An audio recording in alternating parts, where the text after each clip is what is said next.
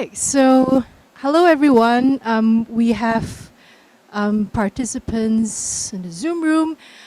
We have Catherine Clements from the University of Minnesota presenting her topic, Teacher Training Your Way. Take it away, Catherine. Thank you so much, and thank you everyone for coming and for being here on a Saturday. I'm going to start my timer so that I don't run over because I know we're a little bit behind, but I'll keep this to a half hour. So, what is this presentation going to be about? If you're a language teacher, you can find out how your students can have individual expert peer guidance. Maybe you're a language teacher trainer. Do you want to give your students a choice in their modality of student teaching? And all teachers, whether you're teaching language or language teacher training, do you want to support your students to take charge of their learning outside of the classroom and make multinational connections? If so, this project is for you.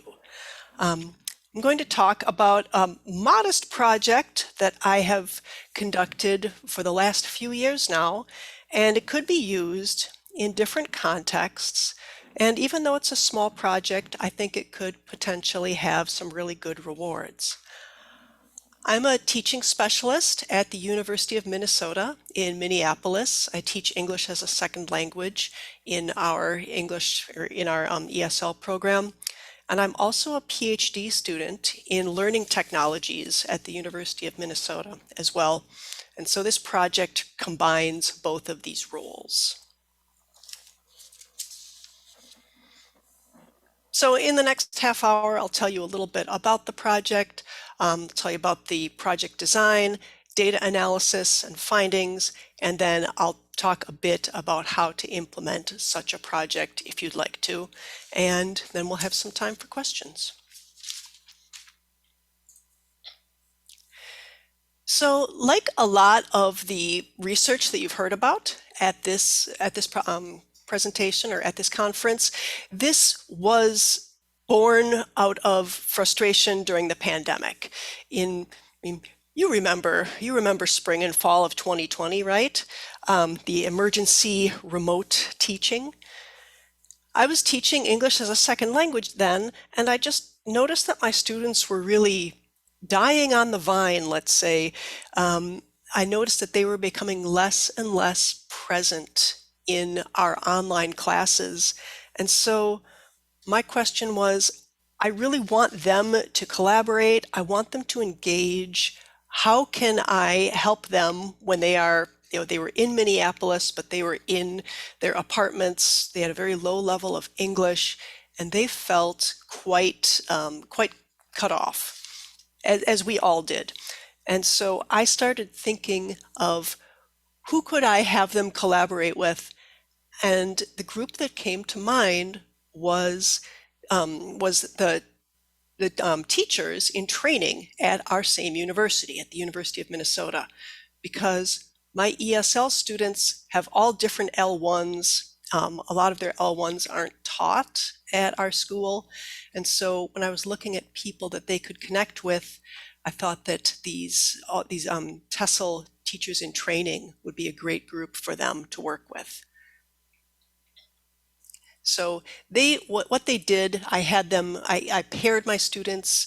All of my 15 or so ESL students had a TESL minor student that they met with 5 times per semester just to meet and just to talk about life. That was the very first iteration of the project back in fall of 2020.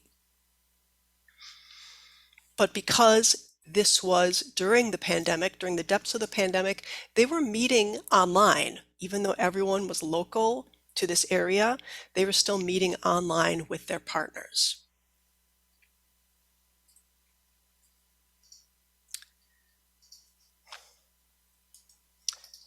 There we go. And so these would be considered a type of virtual exchange. And virtual exchanges are not a new idea. Those of you, if you think back to when you first started learning a foreign language, maybe you had a pen pal or a conversation partner or a tandem partner, as they're sometimes called. And this is very common when you're learning a second language. I have participated in these conversation exchanges for many years, and I worked as the director of the University of Minnesota's Conversation Exchange program for 6 years. So I partnered individuals and I partnered classes together to learn foreign language or to learn each other's native languages. And that was a really great experience. So I have a deep background in virtual exchanges. It's a great way to learn, experiential learning, student-centered, very pedagogically sound. The students are in charge of their learning, they're taking chances, they're taking risks, and they're outside of the classroom. So this is a model that I feel very strongly about, though I had not used it for teacher training at that point.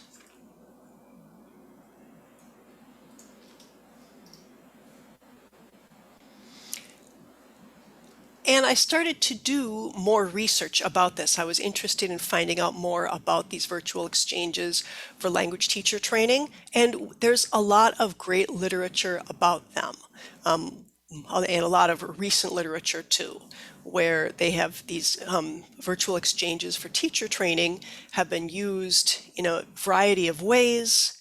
I highly recommend all of these articles that I've posted here.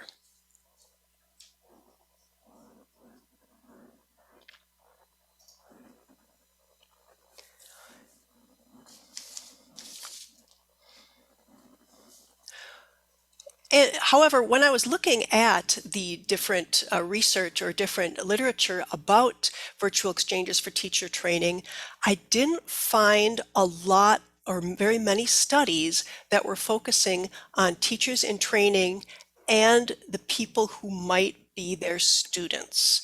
There's one beautiful study about American teachers in training who were paired with Chinese learners.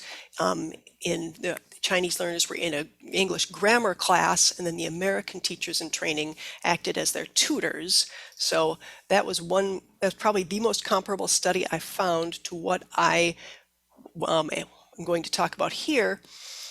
There are some studies on intra-national, or maybe domestic virtual exchanges, but there's not a lot of studies, or there's no studies that I have found of virtual exchanges between teachers in training and local students, which is what I did with my ESL students and the TESL teachers in training.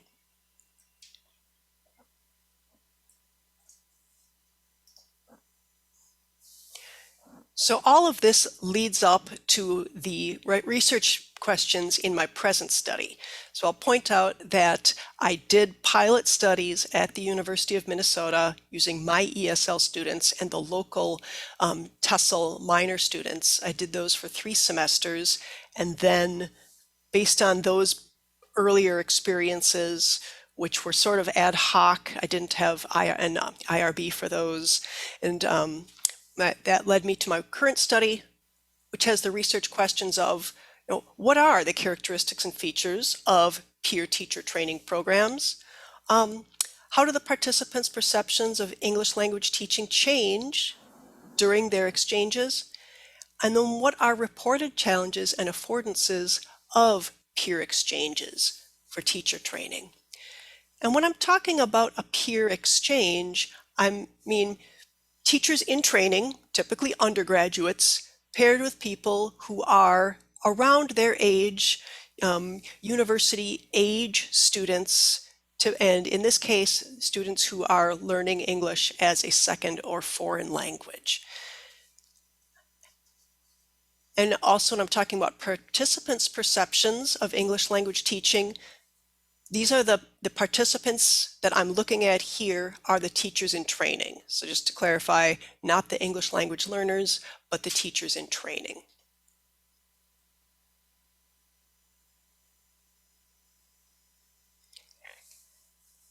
So the study, the most recent study, in spring of 2022, 10 teachers in training at a semi-rural university in the Midwestern part of the United States, I'm going to call this the Big M University, but it's not the University of Minnesota. These are TESOL practicum students, or rather they're TESOL students in a practicum class, which is part of their undergraduate TESOL minor. So 10 teachers in training, and they were paired with 10 multilingual participants. They were given their choice of a tutoring partner. So the teachers in training had to complete a practicum for this class. And in the past, they had worked with a variety of different of students. I think in previous years, most recently, they worked with some students in India, and that was a very good experience for them, but also a big challenge because the students in India could not use, they couldn't use cameras, or they couldn't use video, and also because of the time difference. So the instructor of this practicum class is a colleague of mine, and she was ready to try something different, and so I proposed the current study to her, and we decided that we would give her students their choice of tutoring partner. If you want, you can work with an international student who is matriculated at this same university, or you could work with a student in Mexico. About the students in Mexico, they are former students of mine. They're graduates of the Access Micro Scholarship Program, which is one of the programs that the Department of State sponsors. It was mentioned briefly in yesterday's keynote address. And they all have very high levels of English. Because they're my former students, I just sent an email out to the listserv of former students. I asked if there were any volunteers who wanted to be paired with teachers in training in the United States. Many people responded, more than we could possibly use. And so those were the 5 students in Mexico. The international students, likewise, were also volunteers that my collaborator recruited herself. She asked if there were any international students that wanted to participate, and so that was our group of multilingual participants that were paired with these TESOL minor students. The requirements of the practicum is to meet 10 times over 5 weeks with your multilingual partner, and I'll talk a little bit about that right now.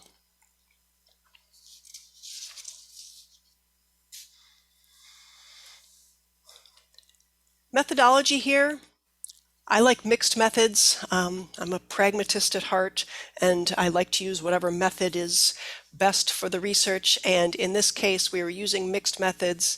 I had interview data that was qualitatively analyzed, but then also a lot of survey data that was quantitatively analyzed.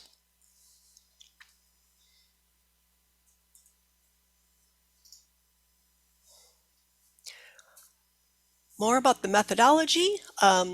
So before the project ever started, I sent a Google survey, a Google survey to the participants being the TESOL minor teachers in training, and I asked them about their perceptions or their beliefs about English language learning. These are just, this is just for me to get at, what they think about it. What language or skill do you think is hardest to learn? What's the best way to learn each of these skills? And then, do different L1s have different difficulties learning English? So I wanted to get a baseline before the project even started to find out their thoughts about this.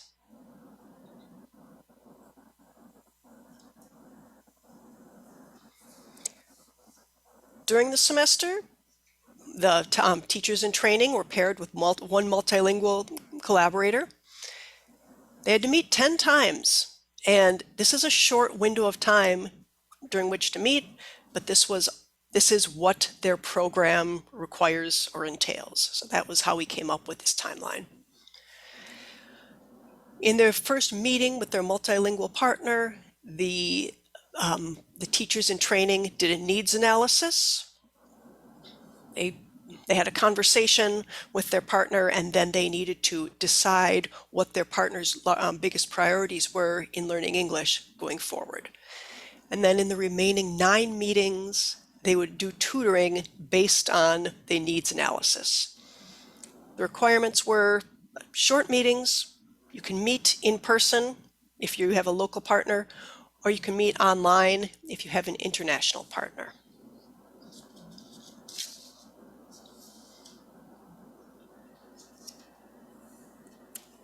Here's a bit of a diagram of that, where the TESOL minor students are going to either meet with their multilingual partners who are matriculated students. You can meet online if you want.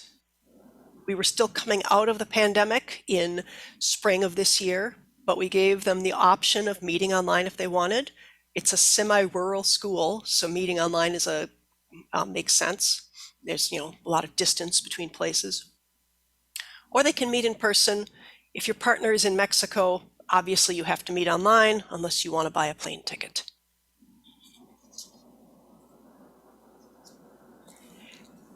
After the 5 weeks, after the 10 meetings, the students took the same survey as before, asking them their beliefs in language language learning.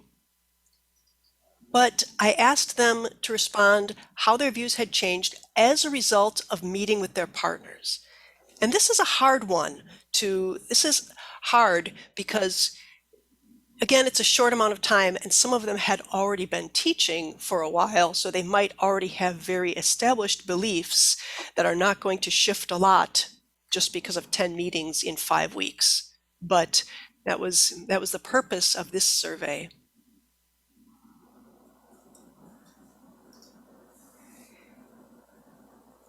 There was a second survey as well, asking them about logistics, how often they met, did you meet in person, how long did you meet, what did you talk about, do you think you did a good job answering your partner's questions?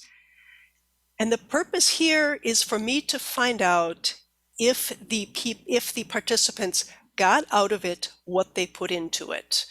So if someone had reported that their beliefs had not changed at all, that their ideas hadn't changed at all, but then I see that they met with a partner 3 times for 15 minutes, then it would make sense to me that there wasn't a big shift in their ideas.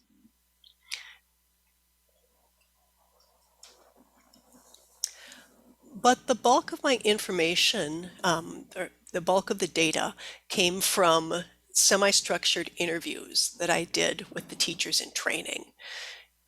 And I asked them what went well, what did you learn, what didn't go well, what can be improved. I talked to people on Zoom. I recorded the interviews. I transcribed them using the Otter AI software, which is great.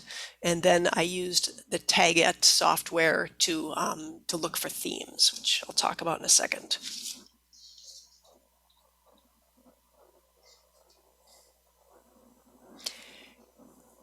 Before I started transcribing the interviews, I had an idea of the categories that I would use for coding, but as I got into the interview data more, I realized that that wasn't going to work. So I used grounded theory instead to code and to look for the themes, look for the ideas that had been mentioned over and over, and basically wait for the themes to emerge as I compared the data that were the result of these 10 different interviews.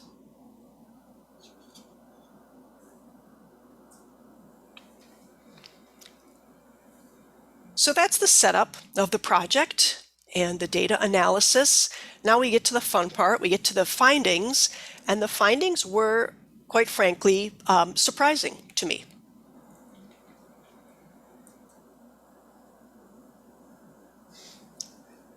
So I'm going to talk about Group 1, which is the group that had Mexican partners, and Group 2 had local partners. Both Group 1 and Group 2 described their meeting with their multilingual partners as being fun or casual or relaxing. And the themes that came out, they talked about their development and cognition of teaching skills and pedagogy, what it means to be a good teacher, what it means to, what it means to know pedagogy, how pedagogy comes into practice, this connection between the theoretical and the practical. They also learned a lot about the profession of teaching. That came up repeatedly, students saying, hey, this is hard. And the students also talked about their own limitations as new teachers, where their partners would ask them questions about English that they frankly could not answer yet. So all 10 of the teachers in training talked about their development in these areas. So this was perhaps expected feedback. Some of the unexpected feedback is that none of the participants talked about intercultural communicative competence, intercultural learning as being a benefit of their collaboration. They said it was a characteristic. Yeah, we talked about culture, but they didn't say it was a benefit, like, isn't it great that we talked about culture? And I had expected to hear more about this because this is a semi-rural school that they're at. And before the project, many of the students said they had never even talked to a multilingual person. So this seemed like it was perhaps no big deal to the participants.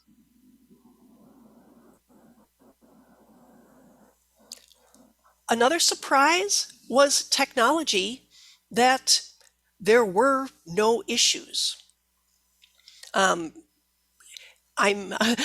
It's too small of a group to make any conclusions from, of course, but my thought or my guess is that because this is during the pandemic, everyone was so adept at using Zoom and so adept to using their phones that it was just not an issue to get in touch with their partners in Mexico. And they didn't say that they noticed a lift in their technology skills as a result of the collaboration. And point number 2 here was especially interesting to me, that none of the participants with local partners chose to meet virtually, ever, not even once. So they had that option, they never used it.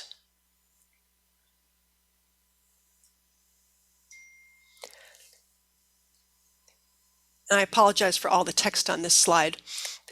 Just because the people with local partners chose to not meet online didn't mean that they didn't use technology.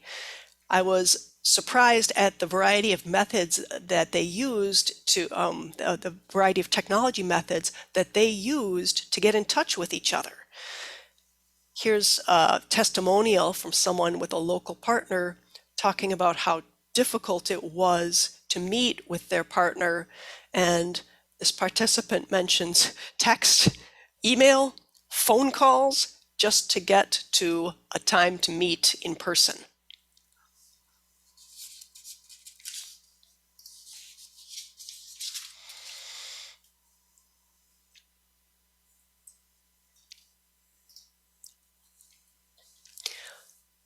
And a question that you probably have is, what were the differences in experience between the participants who had local partners and the participants who had partners in Mexico? Those who had partners on campus, local partners, they said that they were mainly being asked for homework help, that their partners, who again are matriculated international students, would ask for homework help.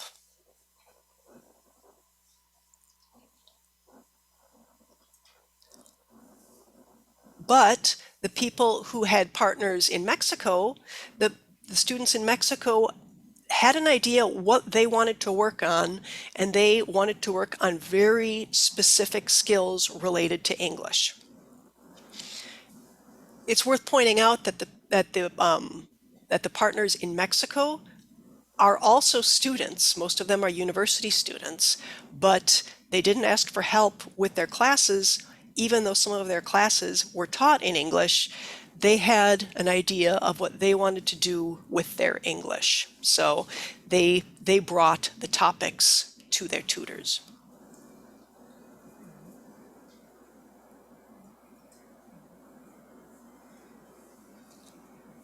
I mentioned before that the participants took two surveys, one at the beginning and then one at the end, talking about how their perceptions or beliefs about language learning had changed.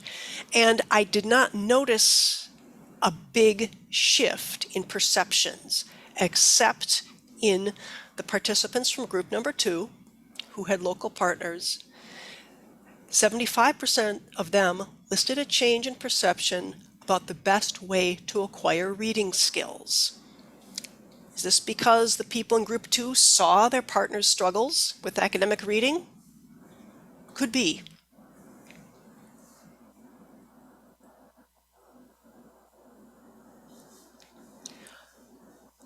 Challenges to implementing a program like this. The students mentioned it was hard to arrange meetings. This didn't happen during class time. They had to contact their partner, and they had to find a time outside of class to meet. Even though the students in Mexico are in the same time zone, everyone has busy lives, so that was a challenge. Brevity of the program, it was only 5 weeks, and many of the students said that they needed to meet with their partners over spring break in order to get to 10 meetings. And so that was a challenge also. But something that did come up repeatedly was the lack of a clear-cut role for the tutors. The teachers in training didn't know if they were talking to teachers, because some of the students in Mexico were also English teachers. So was it teachers talking to teachers or teachers talking to students? They felt that their partners didn't really maybe know what their role, the TESOL minor students' role, should be. So that's a challenge with peer tutoring.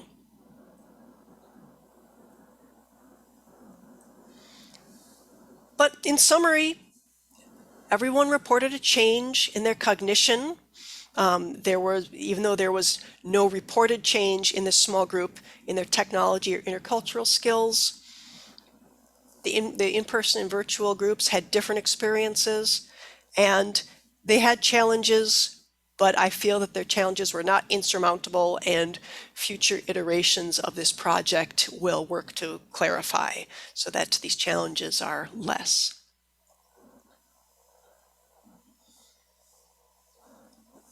This project cost no money.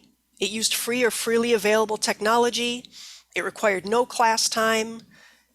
It allowed the students in this semi-rural school to meet people who they might not have met otherwise. And most importantly, they could explore a future teaching context. The TESOL minor students, with their TESOL minor, they cannot teach in an accredited program. It's not the same as a master's degree. Hi. I wasn't sure if I should stop or not. No, go ahead. Okay, it's not the same as a master's degree. Most of the people in this TESOL minor program plan to teach abroad anyway. So having partners in Mexico can allow them to meet people who might represent their future students.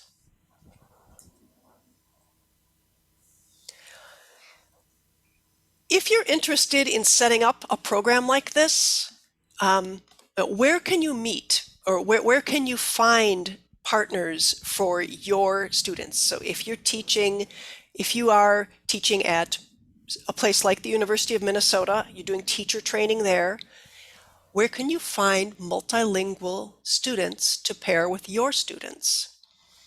You can look for you look in a university IEP, an intensive English program, local ABE classes, language institutes, high school ESL classes, maybe. There's issues with people who are under 18 who are minors, but it's a possibility. If you are in a different context, local EFL classes abroad, EFL teacher training programs all have multilingual participants. We're here at this conference now. We meet people who are teaching in different contexts, so there might be someone at this conference who teaches a complementary class to yours, and you could arrange for your students to talk to each other.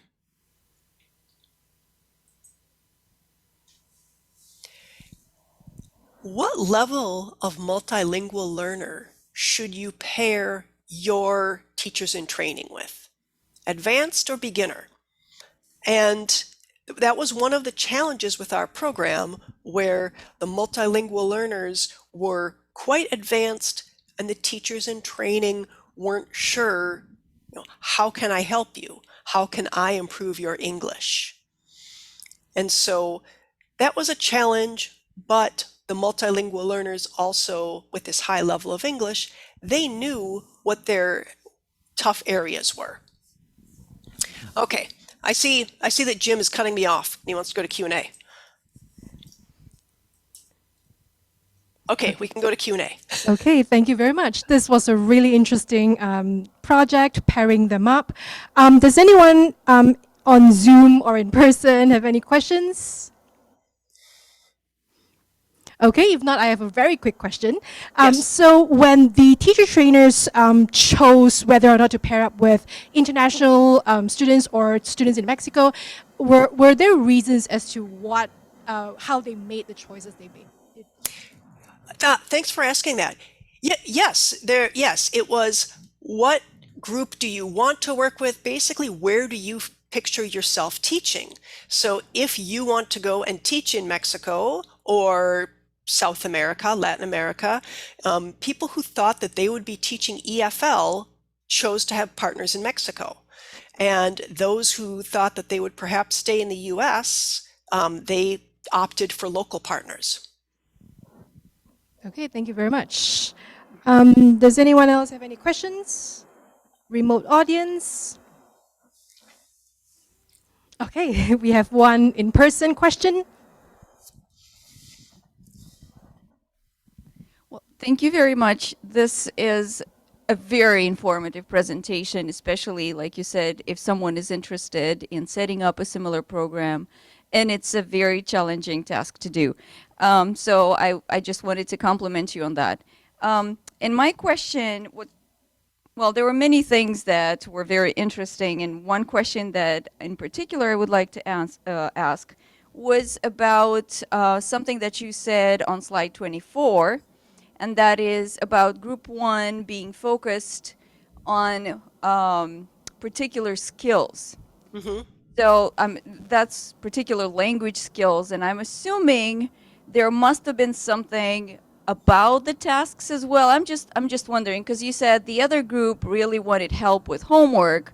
Mm-hmm. When you are trying to get help with language skills, what does that look like? What is it that they want? Did they come in and say, well, I just need to improve my speaking skills in general, or I need to prepare for a presentation in class, can you help me with that? So if you could tell us a little bit more about this particular group and how they wanted, what kind of help, and how that help may have been aligned with particular tasks that they may have needed to prepare for, or may not. Well, and the students in Mexico, they were my former students, and I think that they viewed their partners in the United States as, this is a native speaker who is going to, who's going to be something of a lifeline, like the only real way to keep up their English regularly. So and because they were advanced learners, and again, some of them were English teachers, I think they just knew in their head what they wanted to work on, and in this short amount of time, viewing it as, I've got 5 weeks, I have 10 meetings, and these are the things that I want. These are my priorities to improve during this amount of time. So I don't know if that really answers your question, but that but my looking or thinking about the answers that the participants gave, it was that the students in Mexico, they came to the meetings and they drove the meetings with their own ideas about what they needed to work on. Yeah, thank you. You're And welcome. maybe you could give us an example of something that they wanted to work on. Well, I remember that and I have it on this slide where one of the participants, every class, she had a theme. It's like, I like true crime, and so let's talk about the themes in true crime. And but the flip side of this was that she also had very specific upper level grammar questions that are challenging to answer, especially for a new teacher who doesn't have a lot of grammar pedagogy background. So it was, again, I'm not sure if I'm totally answering your question. Oh, no, but that's very interesting. That's actually very interesting, and it aligns with something that you said about how difficult it was to really understand how to best help, what kind of help to best provide. If this is driven by the partner, if this is driven by the learner, so, and you don't really know how to anticipate what the learner would bring to you, it would certainly make the task difficult. So thank you very much. Yep, you're very welcome. And I lost my train of thought about what I was going to say. It'll come back later. Okay, thank you very much, Catherine.